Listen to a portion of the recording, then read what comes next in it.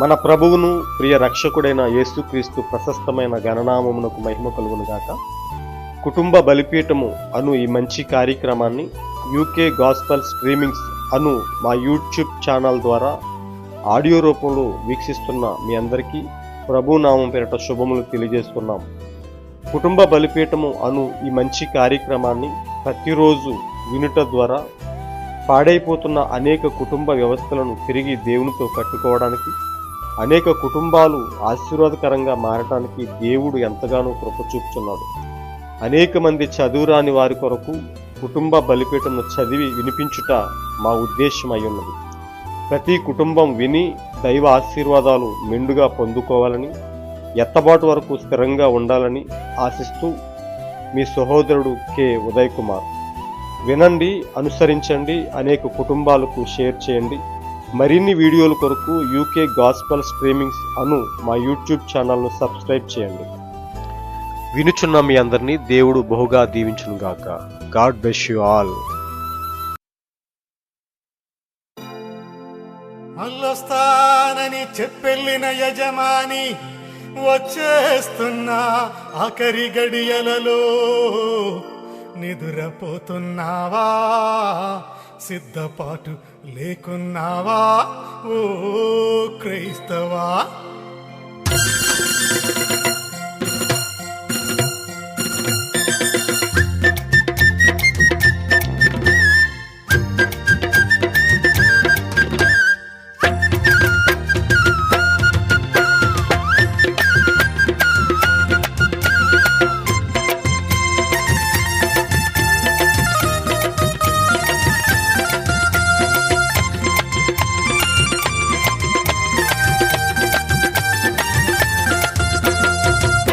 ఓ నిద్రపోతా లేచిరవయ్యా, ఓ నిద్రపోతా లేచిరవయ్యా. ప్రభు వచ్చే వేలయ్యింది, వెలుగొచ్చే వేలయ్యింది. ప్రభు వచ్చే వేలయ్యింది, వెలుగొచ్చే వేలయ్యింది. బుద్ధి కలిగి సిద్ధపడవయ్యా, నీ సిద్ధను సిద్ధపరచవయ్యా, నీ ఇంటిని చక్కపరచవయ్యా. ఓ నిద్రపోతా లేచిరవమ్మా, ఓ నిద్రపోతా లేచిరవమ్మా. ఒక కుటుంబ బలిపీఠం వాల్యూమ్ 1 నుండి 12వ రోజు. అంశము: వధువుకి మరియు సంఘానికి ఉన్న వ్యత్యాసం. కోతకాలం వరకు రెండింటిని కలిసి ఎదగనియుడి. కోతకాలం ముందు గురుగులను ముందుగా కూర్చి వాటిని కాల్చివేయుటకు కట్టలు కట్టి గోధుమలను నా కొట్టులో చేర్చి పెట్టుడని కోతగాండ్రతో చెప్పుదునను. మత్తయి 13వ అధ్యాయం 30వ వచనం. వివిధ వర్తమాన పుస్తకముల నుంచి ఈ అంశం కొరకు సేకరించబడిన వర్తమాన భాగాలను మనం చదివి విందాం. సంఘానికి మరియు వధువుకి మధ్య ఎంతో వ్యత్యాసం ఉన్నది. ఈ సత్యాలను వెల్లడించడానికి చివరి సంఘకాలములో ముద్రలు పగలగొట్టబడినవి. ఆయన తన రాజ్యానికి తన వారిని సమకూర్చడానికి గొర్రెపిల్ల ముద్రలను పగలగొట్టి తన సంఘమునకు వాటిని వెల్లడించాడు. తన వధువుకి ఆయన తన ప్రజలను ఇప్పుడు తన యొద్దకు తీసుకురావాలనుకుంటున్నాడు. అది ఏమిటి? భూమి ధూళి నుండి, సముద్రపు అడుగు నుండి, గుంతల నుండి, ప్రతి చోటు నుండి, చీకటి ప్రాంతాల నుండి, పరదేశుల నుండి ఎక్కడ ఉన్నా ఆయన పిలుస్తాడు. వారు స్పందిస్తారు. ఆయన తన మర్మములను బయలుపరిచాడు. వారు వాటిని చూశారు. సమయం ఇక లేదు అనే ఆ సమయంలో అది ముగిసింది. సరే, వధించబడిన గొర్రెయగు ఆయన మధ్యవర్తిగా ఉన్న సింహాసనాన్ని వదిలి సింహంగా, రాజుగా ఎవరైతే తన వర్తమానాన్ని తిరస్కరిస్తారో వారికి లేదా లోకానికి తీర్పు తీర్చడానికి వచ్చాను. శుద్ధీకరించబడుట కోసం సంఘము శ్రమల గుండా వెళ్తుందని అనేక మంది సేవకులు నమ్ముతారు. నేను అలా చూడలేను. యేసుక్రీస్తు రక్తమే మన శుద్ధి. అది కాక మరేది శుద్ధి చేయలేదు. చూడండి, సంఘము, సంఘశాఖలు మరియు నిద్రిస్తున్న కన్యక శ్రమల కాలం ద్వారా వెళ్తుందని నేను నమ్ముతున్నాను, కానీ వధువు కాదు. సంఘమునకు మరియు వధువుకి మధ్య ఒక వ్యత్యాసం ఉంది. వధువు ఎత్తబాటులో వెళ్తుంది. వేడని పట్టుదల అనే వర్తమాన పుస్తకం నుంచి సేకరించబడినది. ఇది ఏసావు మరియు యాకోబు మధ్య జరిగిన విషయమే. వారు ఇద్దరు ఇస్సాకు కుమారులే. ఏసావు లోక సంబంధి, అతడు ఒక మత సంబంధి, లోక విషయాలు చూసుకునే వ్యక్తి, తండ్రి కోసం సేవ చేసినవాడు, మంచి వ్యక్తి. కానీ యాకోబుకు ఆధ్యాత్మిక వివేచన ఉంది. జన్మ హక్కు విలువేంటో అతనికి బాగా తెలుసు. అది ఎలా పొందాలో అతనికి సంబంధం లేదు, పొందటమే అతనికి ముఖ్యమైనది. అదే నేటి ఆత్మీయ వ్యక్తి లక్షణం. కృపకు బదులు సంఘము ధర్మశాస్త్రాన్ని ఎన్నుకొన్నది అనే వర్తమాన పుస్తకం సేకరించబడినది. ఐగుప్తు మరియు ఇజ్రాయేలు అనే రెండు దేశాల మధ్య తేడాను చూపించేది కేవలం ఆనవాలు, గురుతు, ఆనవాలు మాత్రమే. వారందరూ మానవులే, దేవుడు సృష్టించిన వారే. కానీ మరణశిక్ష వచ్చినప్పుడు జీవం మరియు మరణం మధ్య తేడా అనేది గుర్తు వల్ల ఏర్పడింది. దేవుని కుమారుడు వచ్చినప్పుడు వధువును సంఘము నుండి తీసుకువెళ్ళే సమయంలో కూడా అదేవిధంగా గుర్తు వల్లే తేడా ఏర్పడుతుంది. ఈ మధ్యాహ్నం మీరు జాగ్రత్తగా వినండి. ఇది నిజమేనా? చూడండి, గుర్తు తేడాను కలిగిస్తుంది. తేడా ఉండాల్సిందే. గుర్తు అనే వర్తమాన పుస్తకం నుంచి సేకరించబడినది. ప్రియ సహోదరి సహోదరులారా, ఈరోజు మీరు చదవాల్సిన అనుదిన వాక్య పఠనము ఆదికాండము 29వ అధ్యాయము, 30వ అధ్యాయము మరియు మత్తయి 9వ అధ్యాయం. ప్రియ సహోదరి సహోదరులారా, మనము ఈ పేజీలో చదువుకున్న ఈ యొక్క అంశానికి సంబంధించి మరి క్లుప్తంగా కొన్ని విషయాలు మనం గమనించినట్లయితే, ఇక్కడ కేవలం వధువు అంటే ఏమిటి, సంఘం అంటే ఏమిటి, ఇక్కడ మనం చాలా సింపుల్గా మనం చూసినట్లయితే మత్తయి 25వ అధ్యాయము 1వ వచనంలో ఆ 10 మంది కన్యకులు దీనికి చక్కని పోలికగా మనకి కనిపిస్తున్నారు. ఇక్కడ 10 మంది కన్యకుల్లో 5 కన్యకులు వధువుకు సాదృశ్యంగాను, మిగతా 5 కన్యకులు సంఘానికి సాదృశ్యంగాను కనిపిస్తున్నారు. ఇక్కడ ఈ 10 మంది కన్యకుల్లో సిద్ధపడి వారి యొక్క దివిటీల్లో మరి ఒక నూనెను సమృద్ధిగా నింపుకొని మరి సిద్ధులు ఆరిపోకుండా దేవుని యొక్క రాక కోసం, యేసు యొక్క రాక కోసం వారు ఎదురు చూస్తూ మరి వారు ఎత్తబాటులోకి యేసుతో కూడా కొనిపోయినట్టు మనం చూస్తున్నాం. అదే సమయంలో మిగతా 5 బుద్ధిలేని కన్యకులు మరి వారి యొక్క సిద్ధుల్లో నూనె అనేది నింపుకోకుండా వారు చాలా నిర్లక్ష్య స్వభావంతో మరి వాక్యానికి చోటు లేకుండా మరి యేసు యొక్క రాక కోసం వారు చాలా అజాగ్రత్తతో ఉండటను బట్టి వారు యేసుని ఎదుర్కొనలేకపోయారు. వారు ఎత్తబాటు అనే అంశంలోకి వెళ్ళలేకపోయారు. వారు విడవబడినారు. ఇక్కడ ఈ యొక్క అంశము కరెక్ట్గా మనకి పోలిక సరిపోయినట్టుగా మనం గమనిస్తున్నాం. ఇక్కడ సంఘానికి వధువుకి మధ్య వ్యత్యాసం ఏమీ కాదు, కానీ సిద్ధపడిన కొంతమంది ప్రజలు వధువుకి సాదృశ్యంగా ఉన్నారు, సిద్ధపడని వారు సంఘానికి సాదృశ్యంగా ఉన్నారు. ఇక్కడ మనం గమనించినట్లయితే యెషయా 4వ అధ్యాయము 1వ వచనంలో, ఆ దినమున 7 స్త్రీలు ఒక్క పురుషుని పట్టుకుని, మేము మా అన్నమే తిందుము, మా వస్త్రములే కట్టుకుందుము, నీ పేరు మాత్రం మాకు పెట్టి మా నింద తీసివేయమని చెప్పుదురు. నిజంగా సహోదరి సహోదరులారా, వీళ్ళు ప్రత్యేకించి సంఘానికి సాదృశ్యంగా కనిపిస్తున్నారు. ఇక్కడ సంఘం అనేది, ఈ మత శాఖలు, సంఘ శాఖలు అనేవి ఏమిటంటే కేవలం యేసుక్రీస్తు పేరును మాత్రం పెట్టుకుని వాళ్ళు యేసుక్రీస్తు యొక్క వాక్యాన్ని, శక్తిని ఆశ్రయించలేని ప్రజలుగా ఉంటూ, మరి వాక్యం యొక్క శక్తిని వారు ఆశ్రయించలేని వారిగా ఉంటూ, మరి వాళ్ళు మత రాజకీయాలతో మరి లోకంతో చేయి కలిపి లోక కార్యకలాపాల్లో వాళ్ళు పాలు పంపులు పొందుకొని మరి యేసు యొక్క రాకను మరిచి వాళ్ళు మరి జీవిస్తున్నట్టు మనకు చూస్తున్నాం. వారి జీవితము సిద్ధపాటు లేనట్టుగా కనిపిస్తుంది.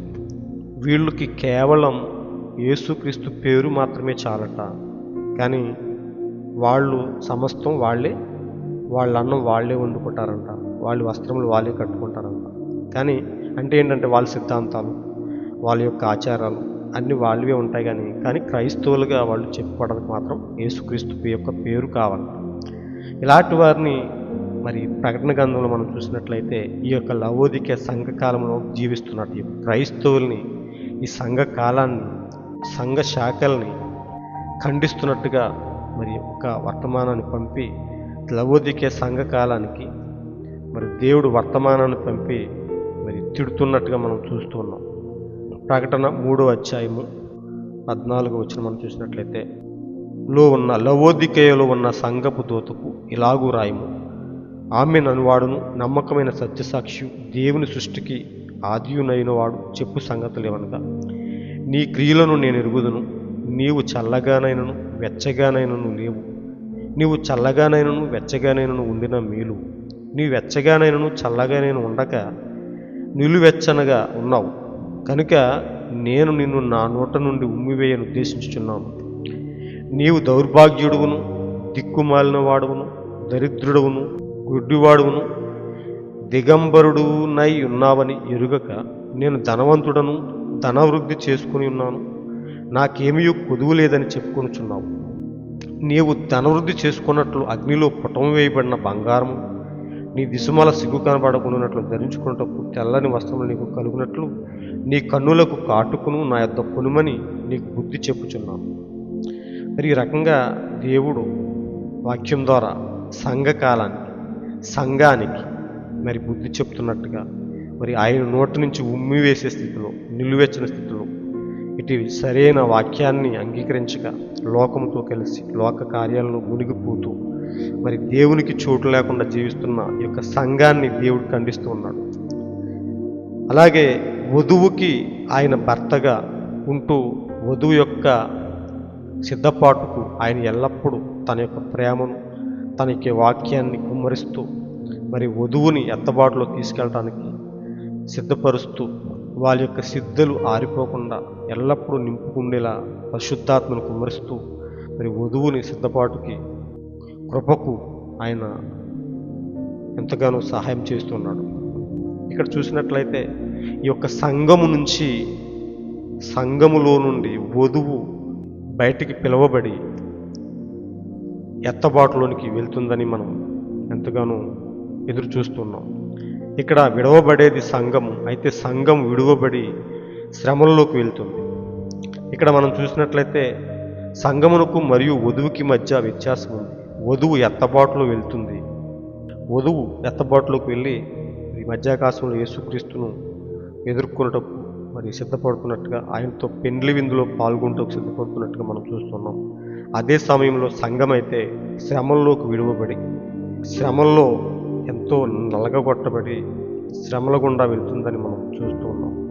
ఇక్కడ ఐగుప్తు మరియు ఇజ్రాయేలు అనే 2 దేశాల మధ్య తేడాను చూపించేది కేవలం ఆనవాలు, గుర్తు మాత్రమే.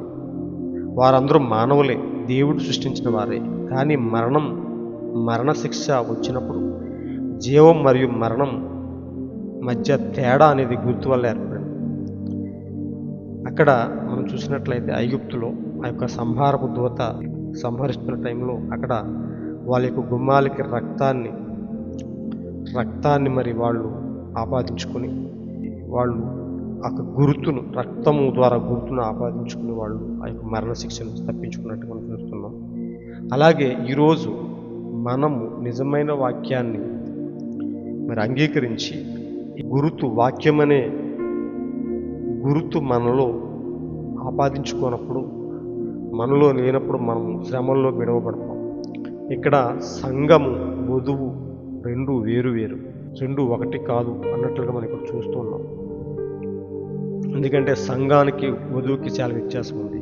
ఇక్కడ కోతకాలం వరకు రెండింటిని ఎదగనీయుడి, కోతకాలం వరకు రెండింటిని కలిసి ఎదగనీయుడి, కోతకాలం ముందు గురుగులను ముందుగా కూర్చి వాటిని కాల్చివేటకు కట్టలు కట్టి గోధుమలను నా కొట్టులో చేర్చిపెట్టుడని వాతాగాండంతో చెప్పుదునను. ఈ వాక్యంలోనే మనకి చాలా విషయాలు అర్థమవుతున్నాయి. అయితే దేవుడు తన వధువుని యొక్క గోధుమ గింజలను తన కొట్టులోకి ఎలా అయితే తీసుకున్నట్టుగానే వధువును కూడా ఎత్తబాటు ద్వారా ఆయన తన యొక్క కవిగిరిలోనికి తీసుకొనబోతున్నాడు. అదే సమయంలో ఈ యొక్క సంఘము క్రీస్తుకు లోబడని మాదిరిగా ఉంది కాబట్టి క్రీస్తుకు లోబడిన విధంగా ఉంది కాబట్టి ఇవన్నీ కూడా కట్టలు కట్టి అగ్నిలో కాల్చివేయబట్టు సిద్ధపడుతున్నట్టుగా మనం చూస్తున్నాం. మనమందరం కూడా వధువు యొక్క స్థానాన్ని పొందుకొని వధువుకి 7 ముద్రలను పగలగొట్టి ఇచ్చినటువంటి ఆ యొక్క వర్తమానాన్ని అంగీకరించి ఆయన యొక్క వాక్యాన్ని మనలో ఎల్లప్పుడూ నింపుకుంటూ సమృద్ధిగా మన యొక్క సిద్ధులు వెలుగునట్టుగా ఎన్నడూ ఆరిపోని సిద్ధులుగా ఉంటూ వాక్యంతో మనల్ని మనం చక్కగా సిద్ధపరచుకుంటూ మరి ఎత్తబాటు వరకు కూడా క్రీస్తు యొక్క రాకడ కొరకు మనం ఎదురు చూద్దాం. బుద్ధిగల కన్యకల్లో మనం కూడా పాలిభాగస్థులం అవుతాం. ఖచ్చితంగా మనం వధువు యొక్క స్థానాన్ని తీసుకొని మరి క్రీస్తుతో మరి కొనిపోబొట్టకు ఆయనతో యుగాలు జీవించటకు మనం కూడా సిద్ధపడదాం. God bless you all.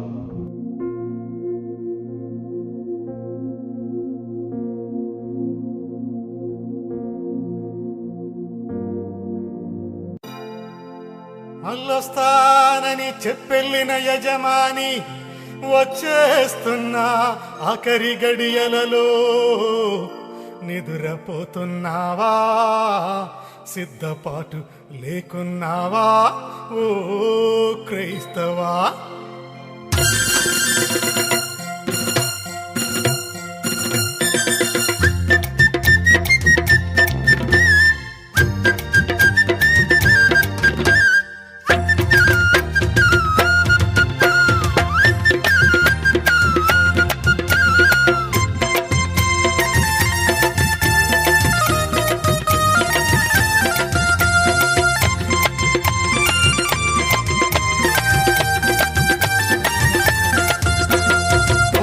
ఓ నిద్రపోతా లేచిరవయ్యా, ఓ నిద్రపోతా లేచిరవయ్యా. ప్రభు వచ్చే వేలయ్యింది, వెలుగొచ్చే వేలయ్యింది. ప్రభు వచ్చే వేలయ్యింది, వెలుగొచ్చే వేలయ్యింది. బుద్ధి కలిగి సిద్ధపడవయ్యా, నీ సిద్ధను సిద్ధపరచవయ్యా, నీ ఇంటను చక్కపరచవయ్యా. ఓ నిద్రపోతా లేచిరవమ్మా, ఓ నిద్రపోతా లేచిరవమ్మా.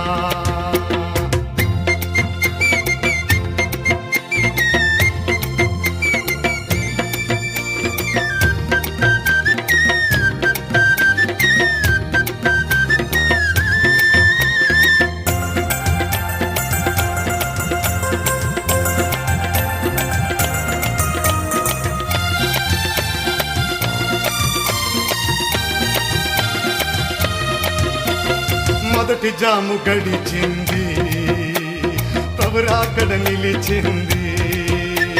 రెండవ జాము గడిచింది, ప్రభురాకడ నిలిచింది. మూడవ జాము గడిచింది, ప్రభురాకడ నిలిచింది. మూడవ జాము గడిచింది, ప్రభురాకడ నిలిచింది. నగవ జాము వచ్చింది, ప్రభురాకడ రానుంది, ప్రభురాకడ రానుంది. ఓ నిద్రపోతా లేచిరవయ్యా, ఓ నిద్రపోతా లేచిరవయ్యా.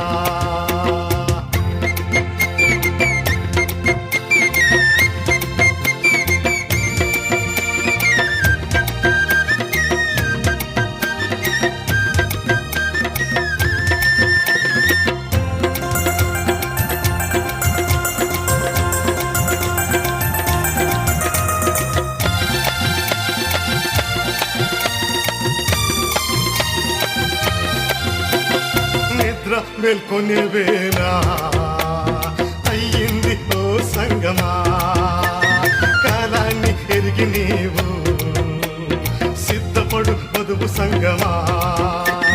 రాత్రి చాలా గడిచి పగలు సమీపమాయే, రాత్రి చాలా గడిచి పగలు సమీపమాయే.